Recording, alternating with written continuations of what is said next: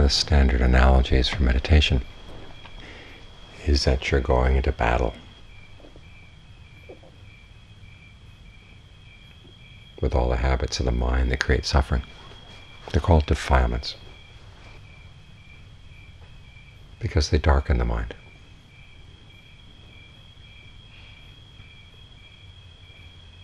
As the Buddha once said, the mind is luminous, but these defilements come in. If the mind didn't have some luminosity, you wouldn't be able to develop it. Everything would stay dark. But the mind does have a knowing nature. It does have the capability of seeing things clearly, both inside and out. But the defilements get in the way. They're like clouds that come and cover up the sun.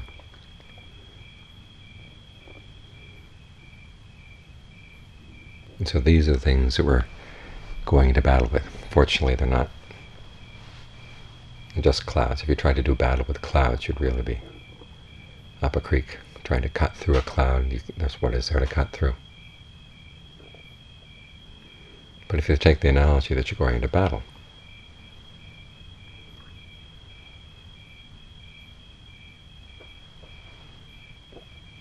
you can start thinking about how people wage war, how people get into a fight, a successful fight.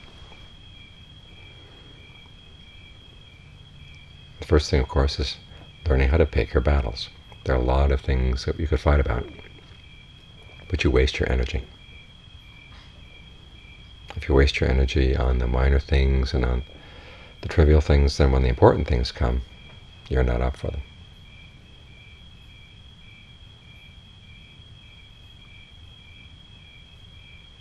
This is why we have to focus our energies on one issue, and that issue is, why is it the mind creates suffering for itself? Everything we do, we say we're doing for the sake of happiness, for the sake of our well-being. We end up doing things that cause us suffering. Many times we see it very blatantly, right before our eyes, that yes, it is dependent on what we do. And yet we seem compelled to do it. This is the important issue. If you can take care of this issue, if you choose to focus simply on this battle, all the other issues are going to get resolved.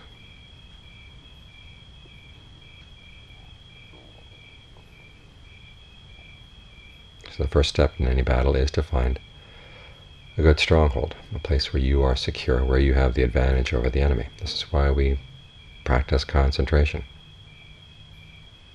This is why we develop mindfulness of the present moment. This is going to be your stronghold, because you want to create a place here in the present that's comfortable, where you feel at ease, where you feel secure, where you feel solid.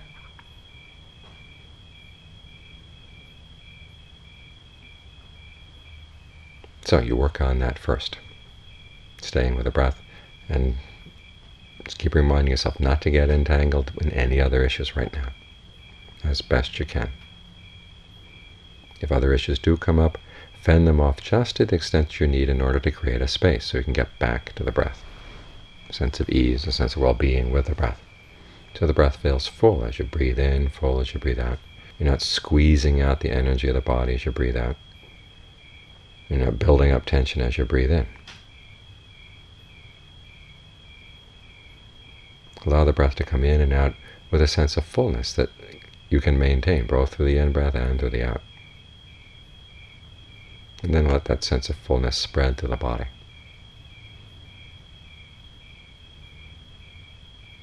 That's your stronghold. And then you want to practice being able to stay here in all situations, because you're going to need your stronghold in all situations. There are times when you venture out to do battle with the enemy and you realize that the enemy is more than you thought it was. So you beat a strategic retreat. So you need a good place to retreat to, a place you can come back no matter what the situation. So try your best to get familiar with this spot where the breath feels comfortable in the body, the mind feels at ease with the breath.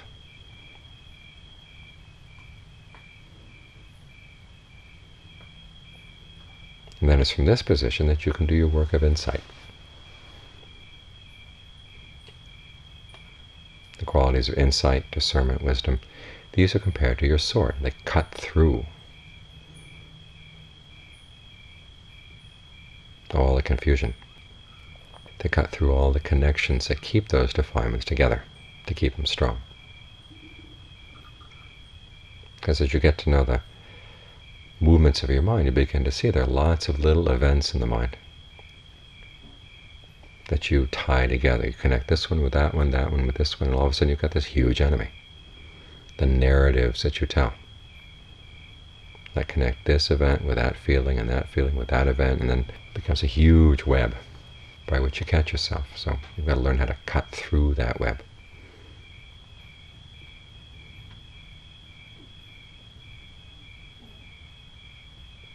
And the nature of insight, as the Buddha said, means seeing things in 5 ways,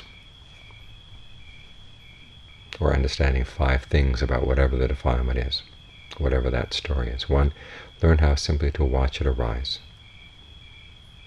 And then a second step is to watch it pass away. Learn to see these things as simply as events that come and go in the mind. That helps give you some distance from them.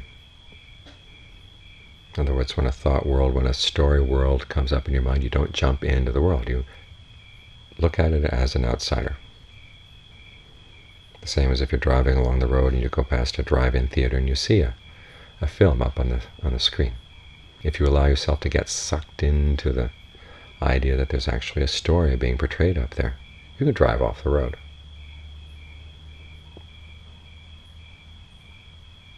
But if you simply see it as lights moving up on the screen, then you don't get sucked in.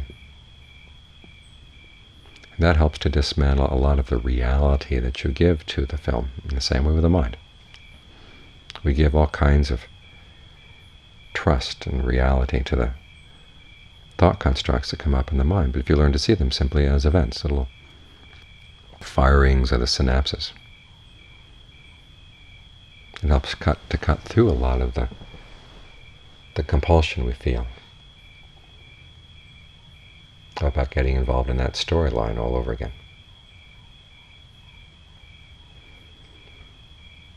When you can pull yourself out of that thought world, then you begin to see the construction that goes into it.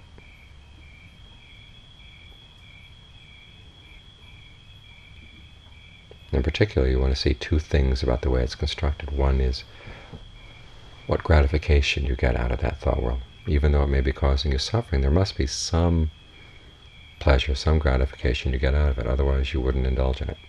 It would hold no attraction at all. So learn to look to see where that gratification is. And then look for the drawbacks. If you stick with that thought world, what is it going to do? Where does it lead you? Some of the drawbacks you'll see immediately, with a sense of tension, a sense of dis-ease that arises, both mentally and physically, as you get involved in that thought world. Some of the drawbacks will come later. So you've got to learn to look for both.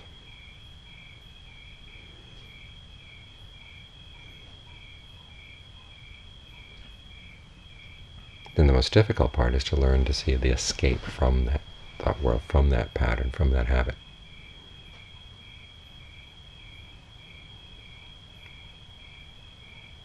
Sometimes just looking at the arising and passing away of the thought world is enough to undercut any sense of reality or trustworthiness in the thought world, and it'll go away. Other thought worlds are more compelling. We have to look at very carefully to see the gratification, to see the drawbacks. And you have to use your imagination to find the escape. It's not just a passive process of watching arising and passing away. You have to see where in the mind is that little voice that says you've got to go back and think that over again. You've got to think about it this way, and you've got to believe in this narrative about that thought world, and that you can't do it any other way. There will be that voice.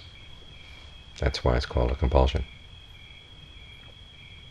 So many of our compulsions are due to the fact that we can't imagine any other way of reacting to a particular memory or particular idea. And so you have to sit down and very consciously try to think of other ways of reacting. One compulsion is that part of you says you've got to get upset whenever this memory comes back. If you don't get upset, you're just being a milquetoast. People are going to walk all over you. Put a question mark.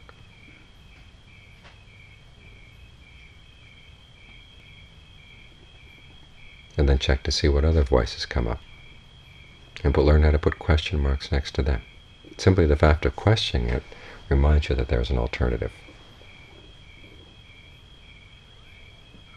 Then ask yourself, one, is that true? Secondly, what if the opposite were true?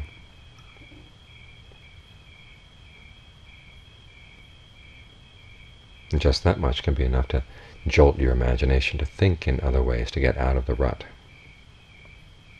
of that particular defilement, whether it's greed, anger, delusion, lust, fear, pride, jealousy, whatever.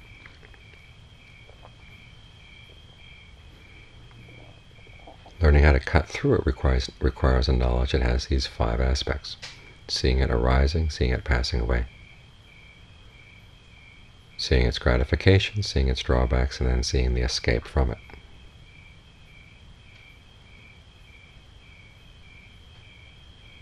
When your sword can cut in all 5 directions in this way, then you can really cut through these things.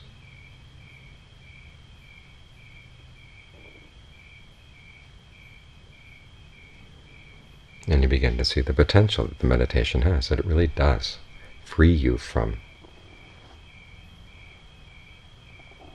the mind's old habits of creating suffering for itself, even though you keep telling yourself, I'm doing this, I'm doing that, because I want to be happy. You have to do things this way in order for happiness to be found. And yet turning up with unhappiness as a result. There's a misconnection in there that you've got to learn how to cut through. And it's this 5-fold knowledge that allows you to cut it. So these are your basic tools, your basic weapons. On the one hand, you need a stronghold. You need a safe place from which to launch your attack. That's what the concentration is for. And then you have to learn how to look at the events of the mind from these 5 angles. That's your sword.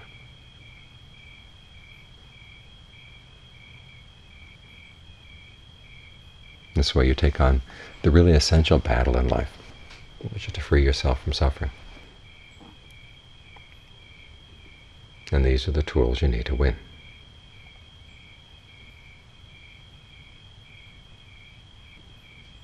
It's all very basic, but so many times in life we miss out on the good things that we can gain because we overlook the basics. To learn how to appreciate them, because they're the things that can really help you.